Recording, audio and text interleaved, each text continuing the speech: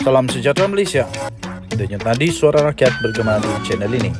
Terima kasih kerana bersama-sama di channel ini untuk mendapatkan berita-berita terkini. Bagi anda yang baru, jangan lupa tekan butang subscribe, like dan share. Malaysia kita punya, kita jaga sama-sama. Salam sejahtera Malaysia. Denyut nadi suara rakyat bergema di channel ini. Baru-baru ini muncul satu berita yang viral berkenaan dengan usaha untuk membebaskan Datuk Seri Najib Tun Razak, yaitu dengan mengumpul petition sebanyak 1 juta tanda tangan. Persoalan pertama yang muncul, adakah tanda tangan itu adalah asli? Adakah tanda tangan itu genuine? Adakah orang betul-betul ada 1 juta orang yang mengharapkan Datuk Seri Najib Tun Razak dibebaskan? Benarkah, bolehkah ada 1 juta ahli UMNO bersetuju untuk Najib dibebaskan? Banyak persoalan boleh timbul, macam mana metod untuk kumpul tanda tangan itu. 1 juta orang itu bukan sedikit, ramai itu. Jadi ada satu artikel yang saya ingin kongsikan. Petition 1 juta tanda tangan kepada Agong. Harap-harap semua tanda tangan yang dikumpul adalah asli. Ditulis oleh sabudin.com, Sabudin Hussein di sabudin.com.net. Sebagai langkah susulan, selepas kecewa kerana Najib Razak tidak diberi pengampunan penuh, UMNO kini mengorak satu lagi langkah terbaru untuk mengumpul 1 juta tanda tangan di kalangan ahlinya di seluruh negara untuk dipersembahkan kepada Yang di-Pertuan Agong Sultan Ibrahim Sultan Iskandar. 1 juta tanda tangan yang bakal dipersembahkan itu adalah sebagai satu rayuan kepada Agong agar baginda sedia untuk menimbangkan semula keputusan daripada lembaga pengampunan itu sebelum ini dan menukarnya kepada pengampunan penuh. Arahan mengumpul tanda tangan itu diberikan Presiden UMNO oleh Ahmad Zahid Hamidi dalam perjumpaan dengan ketua-ketua UMNO bahagian yang diadakan pada petang semalam. Ini pada 5 hari bulan Februari punya artikel. Bermula hari ini, semua bahagian UMNO difahamkan sudah mula mengedarkan borang kepada ketua-ketua cawangan untuk mereka mengutip tanda tangan daripada ahli di cawangan masing-masing.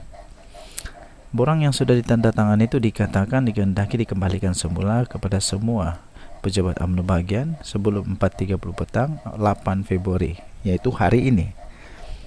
Sudah cukup dengar kata agak sukar. Bermakna usaha untuk mengumpul 1 juta tanda tangan itu hanya diberi tempoh masa selama 4 hari saja. Macam mana mau kumpul 1 juta tanda tangan 4 hari?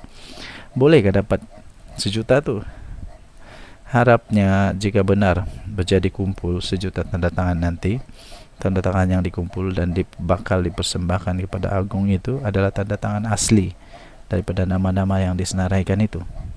Janganlah pula nama ahli saja yang disenaraikan, tapi mereka yang berkenan tidak pernah pun menurunkan tanda tangan. Maksudnya orang lain akan mungkin ketua cawangan saja yang menandatangani bagi pihak mana-mana nama yang disenaraikan itu. Jangan begitu ya, sebab semua tanda tangan itu hendaklah dipersembahkan kepada Agong, ketua negara yang kita semua wajib setia, tidak boleh derhaka dan tidak boleh berbuat dusta. Persoalan lain, wajarkah pengumpulan tanda tangan ini dilakukan? Apa dia punya implikasi? Apa kelebihan dia?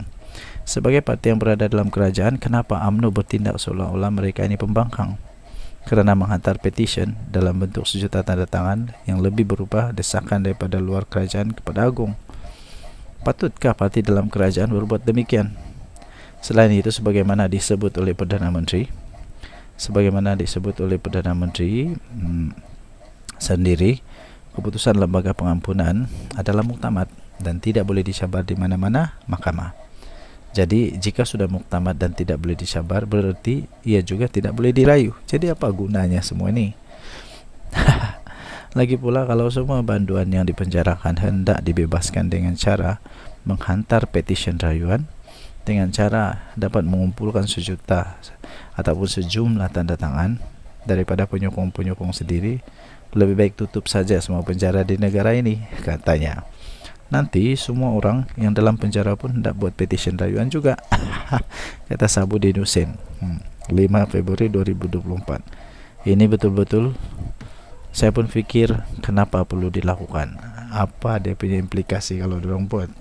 Apa faedah diorang boleh dapat? Yakin kan dapat pengampunan? Itu semualah. Okay, so denyut nadi Suara Rakyat bergema di channel ini. Jangan lupa tekan butang subscribe, like dan share. Bye-bye. Salam sejahtera Malaysia. Denyut nadi Suara Rakyat bergema di channel ini. Ini dia berita yang dinantikan oleh seluruh rakyat Malaysia. 16 dari Bersatu akan menyokong Datuk Seri Anwar Ibrahim. Siapa identiti 16 mereka ini? Teruskan bersama-sama dengan video ini. Mana tahu ada individu-individu yang akan disebut. Tapi yang pasti dikatakan 16 daripada Bersatu akan menyokong Datuk Seri Anwar Ibrahim.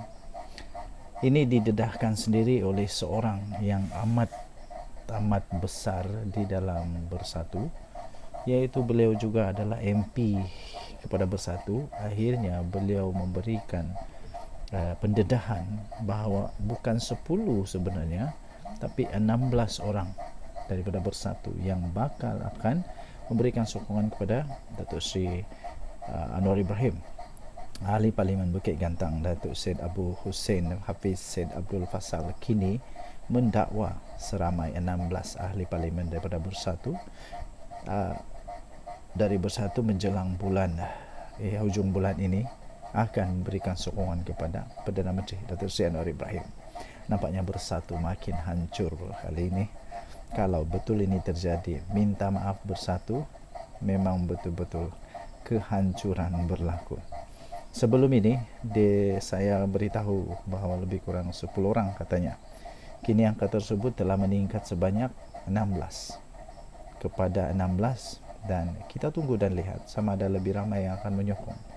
Itu kata beliau selepas satu program jualan rahmah di Cangkat Jering di Perak baru-baru ini. Ahli parlimen daripada Tanjung Karang iaitu Datuk Dr. Zulkafli Hanafi ialah wakil rakyat Bersatu yang ke-6 yang telah mengisytiharkan sokongan kepada Datuk Seri Anwar Ibrahim, Perdana Menteri Malaysia.